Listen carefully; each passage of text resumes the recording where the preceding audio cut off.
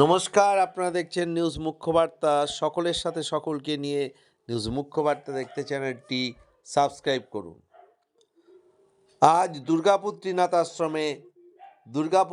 আশ্রমের পীঠাধীশ্বর এবং জুনা আখড়া রাষ্ট্রীয় সচিব শ্রী মহন্ত রঞ্জিতানন্দ গিরিজি মহারাজের অনুপ্রেরণায় ত্রিনাথ আশ্রমের সাধ্বী মহামায়া মাতাজির পূর্বাশ্রমের পতি পরমেশ্বর ও শিবাস সরকারের অষ্টম প্রয়াণ দিবস উপলক্ষে একটি শ্রদ্ধাঞ্জলি সমারোহ অনুষ্ঠানের আয়োজন করা হয়েছিল।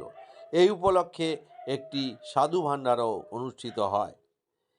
এই অনুষ্ঠানে বিশিষ্ট অতিথিদের মধ্যে উপস্থিত ছিলেন জুনা আখড়ার রাষ্ট্রীয় সচিব শ্রী মহন্ত রঞ্জিতানন্দ গিরিজি মহারাজ, ছিলেন বাঁকা বাবা, ছিলেন সর্বানন্দ গিরিজি মহারাজ।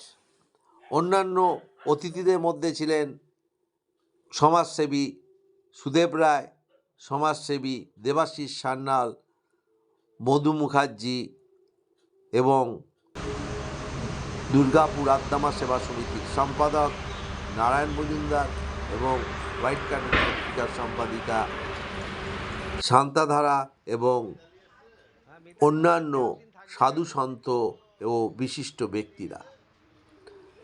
এই অনুষ্ঠানে প্রথমেই শিবাস সরকারের আত্মার শান্তিতে 1 মিনিট নীরবতা পালন করা হয়, ওনার প্রতিকৃতিতে মাল্যদান করা হয় এবং ওনার স্মৃতিচারণ করা হয়। বিশিষ্ট অতিথিদের মধ্যে বক্তব্য রাখেন মহন্ত রঞ্জিতানন্দ গিরিজি মহারাজ, বক্তব্য রাখেন সমাজসেবী সুদেব রায়, দেবাশিস সান্যাল, আদ্দামা সেবা সমিতির সম্পাদক নারায়ণ মজুমদার প্রমুখ। এই অনুষ্ঠানে তারা কি বললেন তা আমরা তুলে ধরলাম। Bureau report, news মুখ্যবার্তা।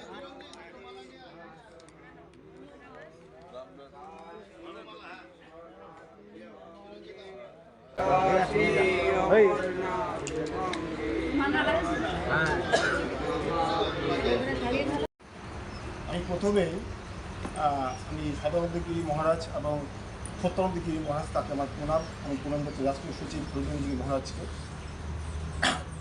নারায়ণবাবু যখন আমাকে আজকে ফোন করলেন, যে বললেন যে আজকে এখানে সাধু ভাণ্ডার হবে, আমার সাধুদের প্রতি ভীষণ উইকনেস। বা আমি নিশ্চয়ই জানি, আপনারা প্রত্যেকেই জানেন যে মনু প্রথম কিন্তু ভারতবর্ষের মাটিকে পবিত্র করার জন্য সাধুদের পাঠিয়েছে। এটা নৈবিশরণে যোগ্য হয়েছিল। ফলে সাধুরা যেখানে থাকে সেই জায়গাটা পবিত্র হবে। আমি এই জন্য সাধুদের যেখানে কোনো কিছু থাকে আমি সেখানে যাওয়ার চেষ্টা করি। আজকে আমি এখানে এসে শুনলাম নারায়ণবাবুর কাছে যে আজকে শিবাস সরকারের অষ্টম প্রয়াণ পালন হতে চলেছে। ফলে এত হরর মহাদেব, তার যে জয়ধ্বনি, ততবারই তার আত্মার শান্তি অলরেডি হয়ে গেছে। তার কারণ এখানে আরেকটা কথা বলি, আপনারা নিশ্চয়ই জানেন যে ব্যাসদেব যে 18খানা পুরাণ লিখেছিল, তার মধ্যে পুরাণের সব থেকে ভাস্ট যেটা ছিল সেটা হচ্ছে আপনার হচ্ছে শিব পুরাণ। 25,000 শ্লোক তার মধ্যে ছিল। তো তখন জিজ্ঞেস করেছিল যে ব্যাসদেবকে যে আপনি ভগবত মহাপুরাণে 18,000 শ্লোক আর শিবপুরাণ কেন 25,000? তো ব্যাসদেব উত্তর ছিলেন যে তার ব্যাপারটা অনেক বড়, দেবাদিদেব মহাদেব। ফলে হরণ মহাদেব এখানে উচ্চারণ হয়েছে, ফলে আত্মার শান্তি হয়ে গেছে, আর কিছু করার নেই। ফলে আমি এই সমস্ত জায়গায় প্রত্যেককে আমার আন্তরিক ভালোবাসা জানাই। এই ধরনের অনুষ্ঠান রবীন্দ্রজি আরও করবেন এবং করে এলাকার সার্বিক উন্নয়ন সাধিত করবেন। ধন্যবাদ।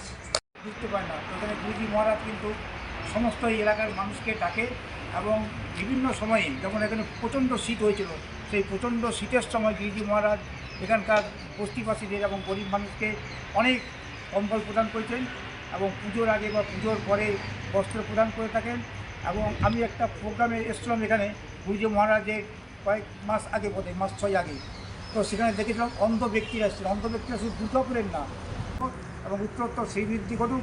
ত্রিনাথ মন্দিরের মানে মানুষের যাতে আরও উত্তরোত্তর সেই বৃদ্ধি ঘটে, মানুষরা যাতে অভুক্ত না থাকে, মানুষরা যাতে পোশাক পায়, সেদিকে কিন্তু গিরিজানন্দজি মহারাজ গুরুজি আমাদের সবসময় লক্ষ্য রাখেন। এইটাই কিন্তু আমাদের সকলের শিক্ষা গুরুজির কাছে। নমস্কার। অষ্টম প্রয়াণ দিবস এখানে পালন করার জন্য এসেছি, এখানে পড়লাম, এবার আর কিছু বলতে পারছি না। অনেক প্রণাম জানিয়ে এবং স্বর্গীয় শিবাস সরকারকে আত্মার শান্তি কামনা করে আমি দু চারটে কথা বলছি।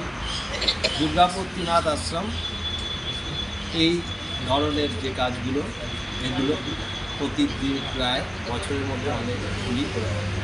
আজকে আমাদের মাতাজি, আমাদের মাতা মহামানন্দ মাতাজি এবং আমাদের চিরঞ্জিত সরকার, ওনারা এই একটি সুন্দর অনুষ্ঠানের আয়োজন করেছেন এবং এর মাধ্যমে আমরা সমাজকে আরও শিক্ষা দিতে চাই যে এই আশ্রমে, যেটা বললেন যে আশ্রমে সাধুদের মধ্যে যদি এই ধরনের অনুষ্ঠান হয় তাহলে যিনি মৃত ব্যক্তি তার আত্মার শান্তি এমনিতেই হয়ে যায়। তো সবাইকে অনুরোধ করব যে তারা যেন আরও বেশি বেশি করে আমাদের দুর্গাপুর ত্রিনাথ আশ্রম বা অন্য আশ্রমে এই ধরনের অনুষ্ঠানগুলো করে, তাহলে আমরা যে উদ্দেশ্যে এইগুলো করি, এই ধরনের অনুষ্ঠান করি, সেটা কিন্তু সার্থক হবে। আরেকটা কথা হচ্ছে, আমরা আগামী 6 থেকে 9 তারিখ পর্যন্ত আমাদের দুর্গাপুর ত্রিনাথ আশ্রমের বার্ষিক অনুষ্ঠান।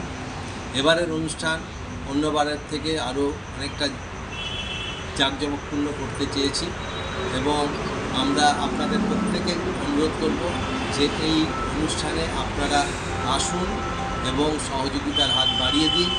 দুর্গাপুর ত্রিনাথ আশ্রম প্রাঙ্গণে স্বর্গীয় শ্রীযুক্ত শিবাস সরকারের 8ম প্রয়াণ দিবস উপলক্ষে মঞ্চে উপস্থিত রয়েছেন কঙ্কালীতলা হইতে আগত মহন্ত বিশ্বেশ্বরানন্দগিরি মহারাজ, উপস্থিত আছেন স্বামী সর্বানন্দগিরি মহারাজ, উপস্থিত আছেন স্বামী ভোলানন্দগিরি মহারাজ, উপস্থিত রয়েছেন স্বামী মোহনানন্দগিরি মহারাজ সহ অন্যান্য সাধুসন্ত মহাশয় এবং উপস্থিত রয়েছেন আমাদের মধ্যে বিশিষ্ট সমাজসেবী শ্রীযুক্ত দেবাশিস সান্যাল মহাশয় এবং শ্রীযুক্ত সমাজসেবী সুদেশ রয় মহাশয়, সঙ্গে রয়েছেন শ্রীযুক্ত মধুসূদন মুখার্জি মহাশয় এবং অনেক সন্ন্যাসিনী মাতাজিরা। সম্মুখে রয়েছেন আমাদের সদানন্দ সেবাদলের কর্মকর্তা তথা স্বেচ্ছাসেবক বাহিনী, আরও ভক্তবৃন্দরা। এই যে আজ আমাদের মহামায়া মাতাজির পূর্বাশ্রমের পতি পরমেশ্বর, ওনার 8ম প্রয়াণ দিবস উপলক্ষে আজকে আমরা এক জায়গায় একত্রিত হয়েছি। ওই স্বামী শ্রী শিবাস সরকার মহাশয়কে আমরা শ্রদ্ধাঞ্জলি এবং পুষ্পাঞ্জলি কীর্তনাঞ্জলি দিয়ে আমরা ধন্য নিজেকে নিজে মনে করছি আর ঈশ্বরের কাছে কামনা করি যে স্বর্গীয় শিবাস সরকারের আত্মার শান্তি তথা ঈশ্বরের চরণে যেন স্থান পায়, সেই কামনাই বিশেষভাবে করছি। এইটি একটি মহতী উদ্যোগ, মহতী মানসিকতা এবং মহৎ কাজ। এই জন্য মানুষে গত হয়ে যাওয়ার পরে পরিবার নিজ গৃহে আত্মীয় স্বজনকে ডেকে, পাড়া প্রতিবেশীকে ডেকে শ্রাদ্ধ আদি করে বা বাৎসরিক কাজ করে, কিন্তু এই আশ্রম প্রাঙ্গণে দেবস্থানে বহুত কম লোকেরই সৌভাগ্য ঘটে যে তারা গিয়ে নিজ পরম্পরার কেউ গত হওয়া বা কেউ জন্ম হয়েছে বা কারোর বিবাহ ইত্যাদি দেবস্থানে করাটা বড় ভাগ্যের ব্যাপার হয়।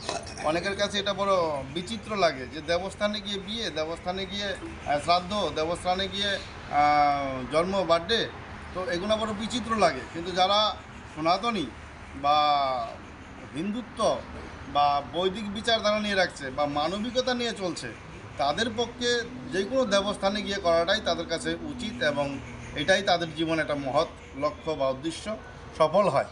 তো আজকে আমাদের দেবাশিস সান্যালবাবু বলেছেন যে ব্যাসদেব যখন 18টি পুরাণ রচনা করেছেন, তার মধ্যে সর্বপ্রথম যখন বৃহৎ পুরাণ হলো শিবপুরাণ, আর সেই শিবপুরাণে 25,000 শ্লোক উনি রচনা করেছিলেন। তো সেই শিব অনাদি আদি মহাদেব, দেবাদিদেব মহাদেব, সেই শিবের যে জয়ধ্বনি, হর হর মহাদেবের জয়ধ্বনি উদ্ঘোষ করে আজকের এই আশ্রমের নিবাসী আশ্রমধারী সাধু মহারাজরা সবাই মিলে স্বর্গীয় শ্রী শিবাস সরকার মহাশয়কে শ্রদ্ধাঞ্জলি জ্ঞাপন করেছেন। এর থেকে বড় মহৎ আর কি হতে পারে।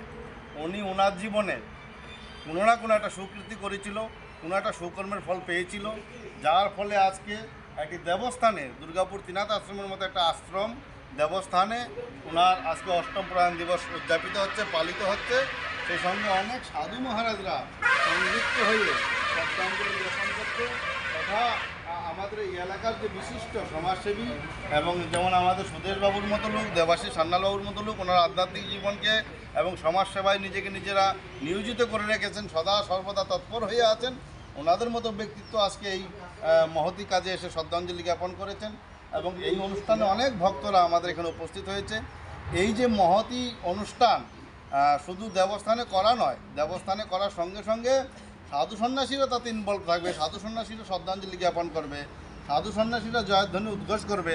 এটা কয়েক জন্মের পুণ্যের লাভের ফলে সেটা সম্ভব, আর সেটা একমাত্র সম্ভব হয়েছে আজকে আমাদের মহামায়া মা সন্ন্যাস মার্গে এসছে বলে। যদি সন্ন্যাস মার্গে না আসতো তাহলে হয়তো কোনো দেবস্থানে গিয়ে এই দিনটি পালিত হতো, উদযাপিত হতো, কিন্তু এত সাধুরা শ্রদ্ধাঞ্জলি জ্ঞাপন করতেন ওনার প্রতি পরমেশ্বরকে। তাই এটার ক্রেডিট পুরোপুরি আমাদের মা মহামায়া মাতাজির উপরে যাচ্ছে। সঙ্গে ওনার যে সুপুত্র ওনার গর্ভে যে ধারণ করেছেন সুসন্তান শ্রীযুক্ত চিরঞ্জিত সরকার মহাশয়ের যে একান্ত ইচ্ছা, মায়ের কথা মতো বা মাকে উনি প্রেরণা জুগিয়েছেন যে মা তুমি গিয়ে মন্দিরে আশ্রমে এই প্রোগ্রামটি করো, তাহলে সব সাধু মহারাজদের সেবা হবে, দর্শন হবে। এরকম সুমা বা সুপুত্র, এরকম মন মানসিকতা প্রাপ্তি বড় দুর্লভ।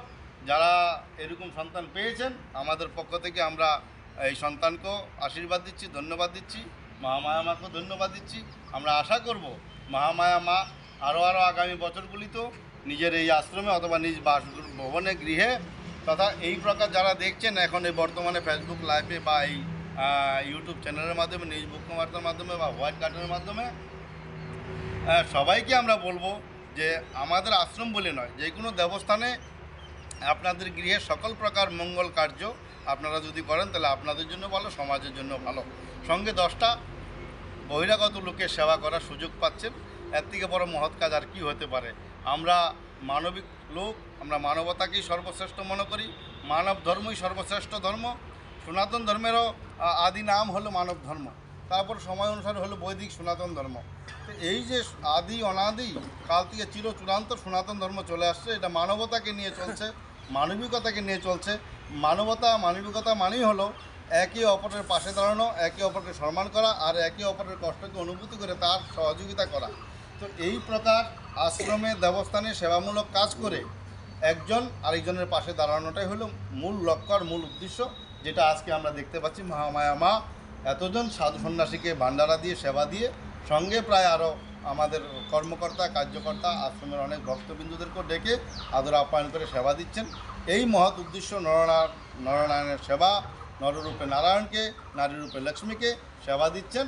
আর সবার পক্ষ থেকে আমরা পুনরায় আবার শ্রীযুক্ত শ্রী স্বর্গীয় শিবা সরকারের আত্মার শান্তি কামনা করে ওনার পরিবারকে, ওনার পিতৃবংশ মাতৃবংশ সবাইকে ধন্যবাদ দিয়ে সবার মঙ্গল কামনা করে, ওনার বর্তমান যে স্ত্রী উনি তো ওনার সহধর্মিণী, উনি আধ্যাত্মিক মার্গে চলে এসেছেন, সাধু হয়ে গেছেন, কিন্তু ওনার এক পুত্র এক পুত্রী রয়েছে, যে চিরঞ্জিত আমাদের মধ্যে আগামী দিনে ভবিষ্যৎ এবং উজ্জ্বল ভবিষ্যৎ